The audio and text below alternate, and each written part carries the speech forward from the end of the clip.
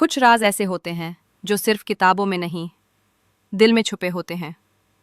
आज मैं आपको एक ऐसी कहानी सुनाने जा रही हूँ जो एक पुरानी डायरी से शुरू होती है, लेकिन उसके पन्नों के पीछे छुपा है एक ऐसा राज जो मेरी जिंदगी को हमेशा के लिए बदल देता है।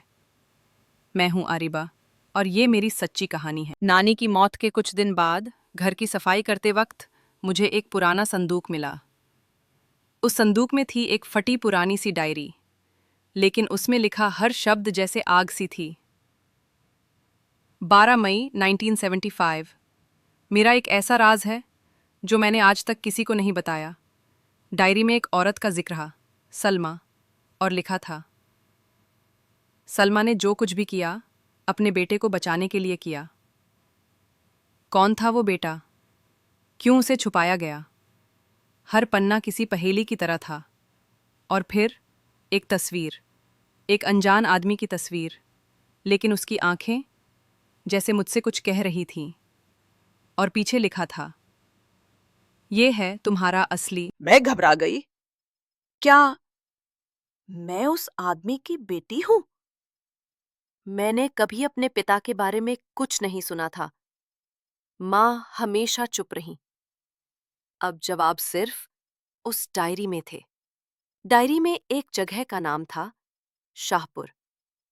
मैं वहां पहुंची और जैसे ही मैंने कदम रखा, लोगों की निगाहें मुझ पर जम गईं।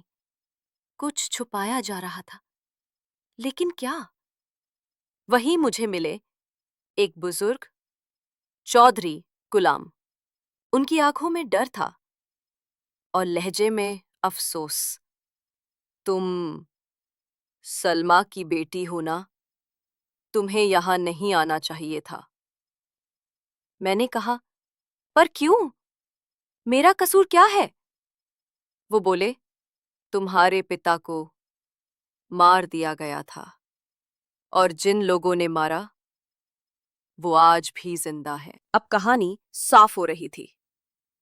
मेरे पिता अमान एक सच्चे इंसान थे।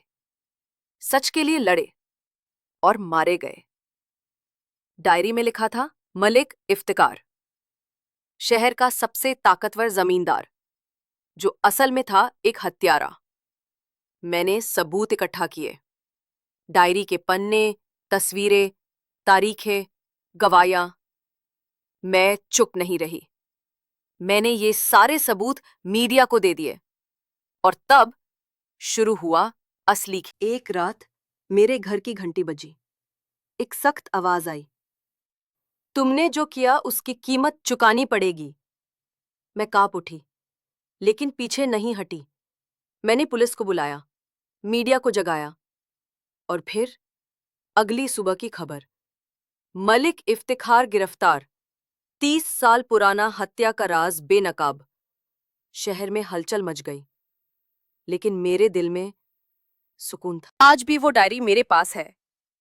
मैं रोज उसे नहीं खोलती, पर उसके पन्नों की आवाज अब भी मेरे दिल में गूंजती है। बेटी, सच को जिताने के लिए कभी डरना मत। मैं अरीबा हूं, एक मां की बेटी जिसने चुप्पी ओढ़ ली, एक पिता की विरासत जिसने सच के लिए जान दी, और एक नानी की याद जिसने मुझे मेरा सच सौंपा। अगर मेरी कहानी ने आपको छू लिया हो तो इस वीडियो को लाइक करें, कमेंट में बताएं कि कैसा लगा, और सब्सक्राइब करें हमारे चैनल को ऐसी ही कहानियों के लिए। मैं हूं अरीबा और आपने सुनी राज, एक पुरानी डायरी का।